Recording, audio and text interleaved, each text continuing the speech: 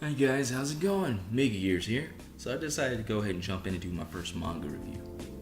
It'll be Ultraman Volume 1, and it's pretty sick. So I don't know much about the whole Ultraman franchise. I know it's been around probably since like the 70s, and every time I think of it, I think it's the weird show where it's like huge kaiju monsters in rubber suits, and this guy gets in this giant mech suit or something. It's weird. Like he grows in size. It's pretty cheesy, and I had no interest of checking out Ultraman, right? But this, the art is really what pulled me in, and the story is pretty cool.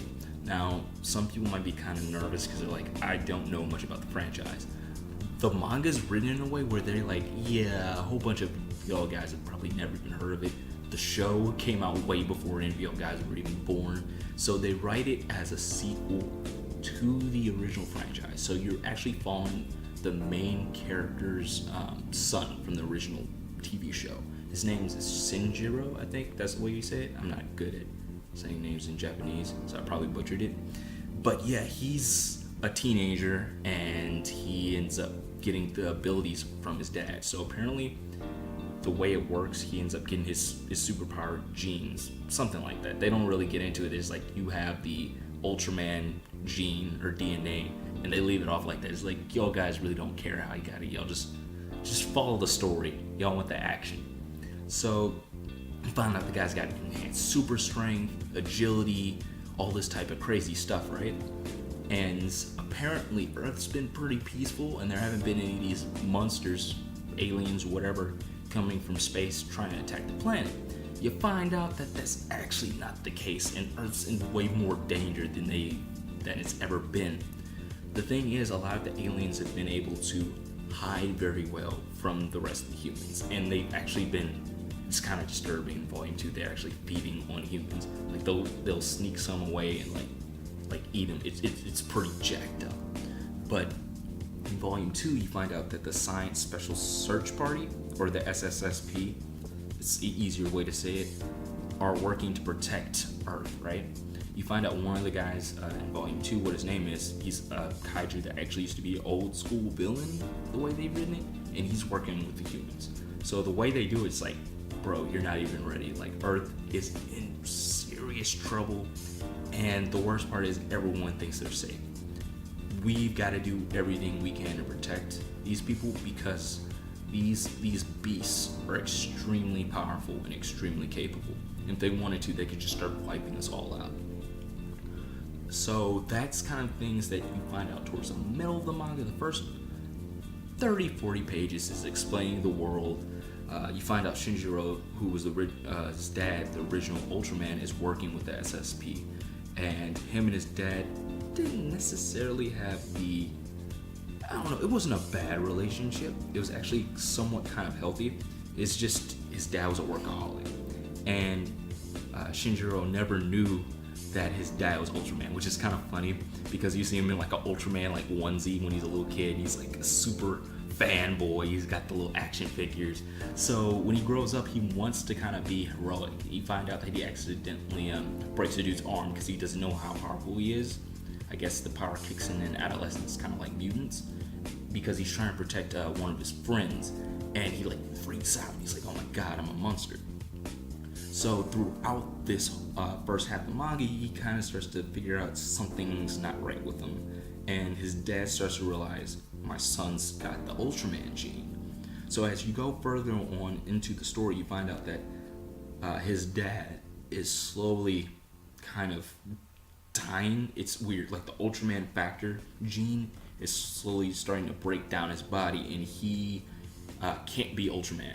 So that's one of the biggest things is like we need a group of Ultramen or Ultraman to protect Earth, because the one we have is slowly dying and we've got serious dangers, like doomsday's upon us type level stuff. So you kind of find this out. It's him going to school and hanging out with his friends, but he's one of those guys where he's really cool with everybody, but he's kind of a loner at the same time. He's not an angsty jerk. He's just trying to find his way in the world. And later on, this is the neat part, is that his dad kind of is like, trying to talk to him, see if he he knows he has the gene, see if he can kind of talk to him. And it's one of those awkward things where he's like, he doesn't know if he can really talk to his dad about this. So it's kind of like this, character development, kind of showing how their relationship is. But towards the half of the manga, that's when stuff gets crazy. So the first half is kind of character building. The last half is just pretty much non-stop action.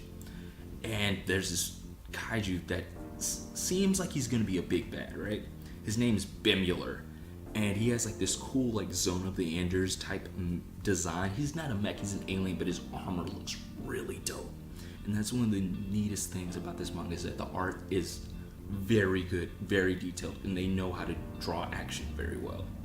So while this is going on, he's trying to run away from this dude, right? Because he starts to realize this guy is not someone to be trifled with. This guy is super OP. So he's, jumping from rooftop to rooftop, and this guy's like, I'm going to take you out. And the kid's like trying to figure out, Shinjiro is like, what do you want? And the guy basically knows, or the beast, alien, whatever you want to call him, knows that, yeah, you are the son of Ultraman. I can tell there's something special about you. And he's like coming after him, he's attacking him, and the kid ends up surviving like this, some of the attacks. But he comes after him with like a final death blow, and his dad jumps in the way. And this is when he realizes his dad's Ultraman. He's like in disbelief.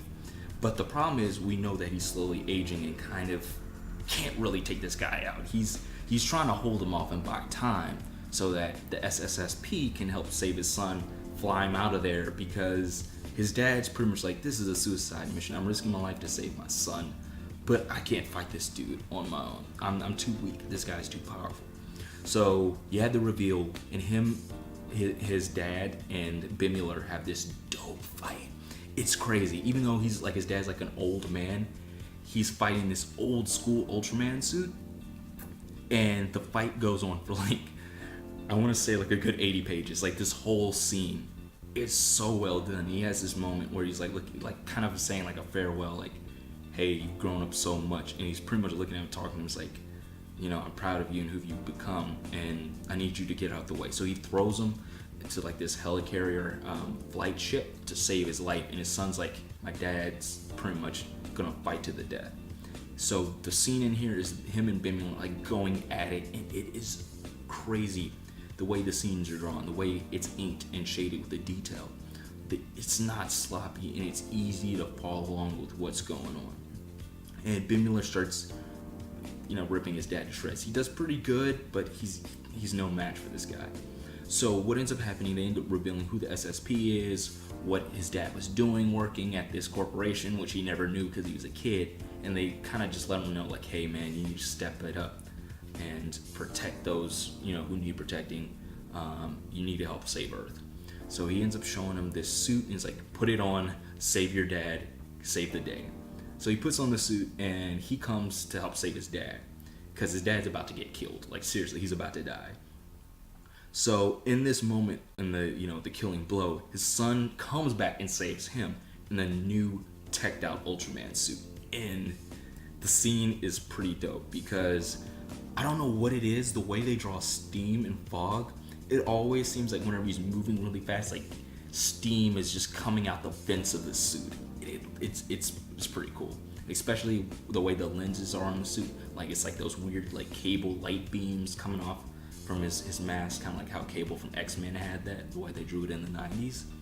So the fight goes on, and he ends up doing a pretty good job standing off on Bemular, and the way it's written, it seems like he will be the new Ultraman, and he's going to be more powerful than his dad. So to cut a long story short, he ends up fighting Bemular to a standstill. Bemular's pretty chewed up, beaten up, and he pretty much says, I'm not the last of my kind, and there'll be more coming after you guys. And he pretty much leaves. After that, his son, it almost seems like his dad just dies, and it's like him looking at Shinjiro, the way it seems.